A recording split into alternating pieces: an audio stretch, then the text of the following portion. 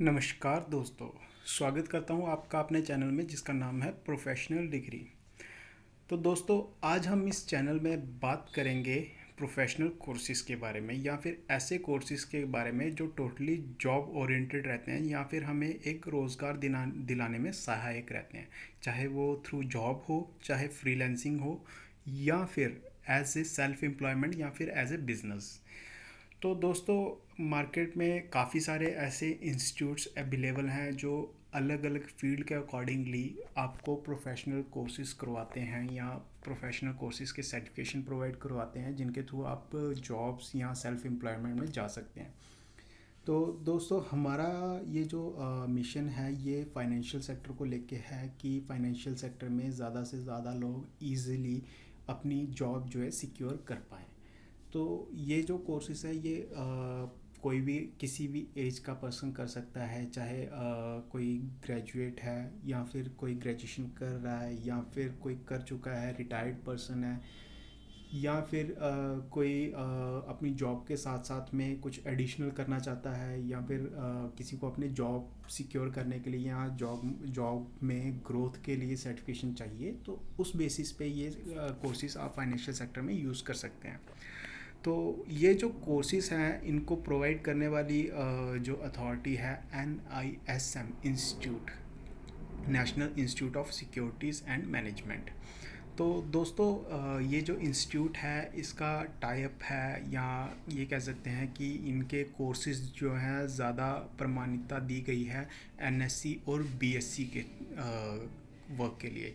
Like कि अगर आप म्यूचुअल फंड डिस्ट्रीब्यूटर बनना चाहते हैं, या फिर आपको बैंक की तरफ से ऑफ़र है म्यूचुअल फंड्स की जॉब के लिए, और आपसे बैंक ने इस कोर्स के लिए डिमांड करा है कि आपके पास ये सर्टिफिकेशन होनी चाहिए, तो उस केस में आपको NISM के सर्टिफिकेशन की ज़रूरत पड़ती है। या फिर आप किसी ब्रोकिंग फर्म में जॉब करना चाहते हैं, या किसी AMC में जॉब करना चाहते हैं, एसेट मैनेजमेंट कंपनी में, या तो फिर किसी RTA में, रजिस्ट्रार एंड ट्रांसफ़र कंपनी में जॉब करना चाहते हैं, या फिर आप एक सेल्फ एम्प्लॉयमेंट खुद की सेल्फ एम्प्लॉयमेंट क्रिएट करना चाहते हैं, म्यूचुअल फंड डिस्ट्रीब्यूटर बनना चाहते हैं, तो उस केस में आपको NISM की सर्टिफिकेशन की ज़रूरत पड़ती है।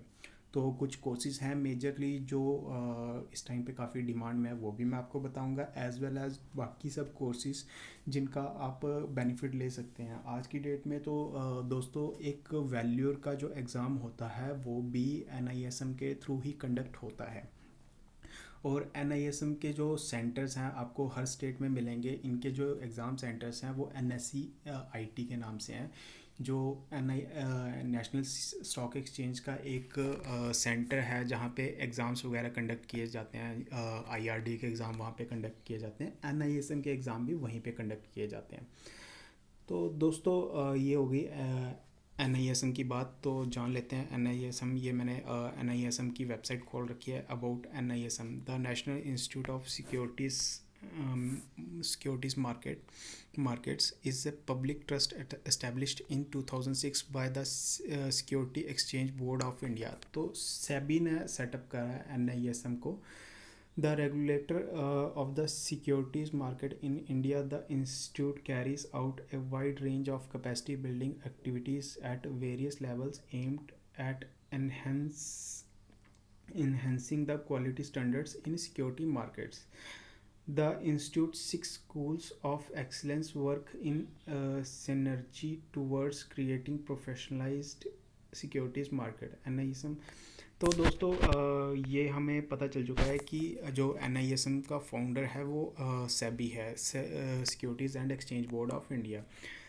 तो securities and exchange board of India ने NISM को स्टार्ट करा था। इनका जो मेजर मोटिव था कि जो इंडियन सिक्योरिटीज़ मार्केट हैं इनकी जो मतलब स्टैंडर्ड्स हैं उनको एनहेंस किया जाए थ्रू दिस प्रोफेशनल कोर्सेज, या प्रोफेशनल डिग्रीज आप बोल सकते हैं। एक तरह की डिग्री ही है कि इस कोर्स के बाद आप कुछ स्टार्ट कर सकते हैं। नॉर्मली अगर हम किसी कॉलेज से सर्टिफिकेशन लेते हैं या डिग्री लेते हैं तो उनके थ्रू हम डायरेक्टली खुद का कुछ स्टार्ट नहीं कर सकते, या मतलब इक्वलेंट टू दैट, बट इसके लिए आपके पास डिग्री होना भी ज़रूरी है। तो अलग अलग क्वालिफ़िकेशंस रिक्वायर्ड रहती हैं अलग अलग कोर्सेज़ के अकॉर्डिंगली। तो दोस्तों, फ़िलहाल तो हमारा वीडियो यहीं तक काफ़ी है।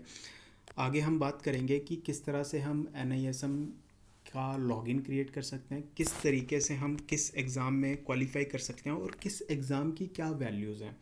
एग्ज़ाम्पल के तौर पे मैं बात करूँगा कि NISM का एक काफ़ी पॉपुलर मॉड्यूल है, मॉड्यूल 5A, जो कि एक म्यूचुअल फंड डिस्ट्रीब्यूटर को रिक्वायर्ड रहता है। या फिर बात कर लें बैंकिंग में, अगर आप म्यूचुअल फंड डेस्क पे काम करना चाहते हैं या फिर किसी प्राइवेट फर्म में, एग्जांपल के तौर पे हम कुछ बड़ी बड़े म्यूचुअल फंड डिस्ट्रीब्यूटर्स का नाम ले लेते हैं। NJ करके एक म्यूचुअल फंड डिस्ट्रीब्यूटर है जिनका काफ़ी अच्छा एक सेटअप है, ऑल ओवर इंडिया में वर्किंग है। फंड्स नेट है, आजकल तो पेटीएम, ग्रो, इन्होंने भी म्यूचुअल फंड्स का स्टार्ट कर रखा है। तो इन कंपनीज़ में अगर आप जॉब के लिए जाना चाहते हैं या किसी बैंक में जाना चाहते हैं, like HDFC bank, axis bank, yes bank, जो कि म्यूचुअल फंड सेलिंग कर रहे हैं, या फिर आजकल तो PSU बैंक्स ने भी म्यूचुअल फंड सेलिंग स्टार्ट कर रखी है। तो यहाँ पे अगर आप जॉब के लिए जाना चाहते हैं as a mutual fund adviser, तो आप थ्रू दीज सर्टिफिकेशंस आपको काफ़ी हेल्पफुल रहेंगी जॉब ऑब्टेन करने में। देर आफ्टर एक और मॉड्यूल है इसका, NISM module 7, equity derivatives exam.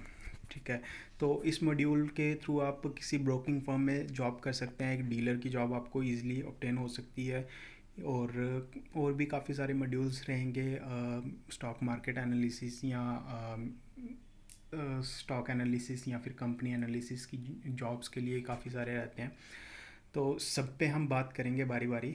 तो चलिए दोस्तों, मिलते हैं अपने अगले वीडियो में और बात करेंगे mutual fund NISM login and how to apply for NISM exams. Thank you.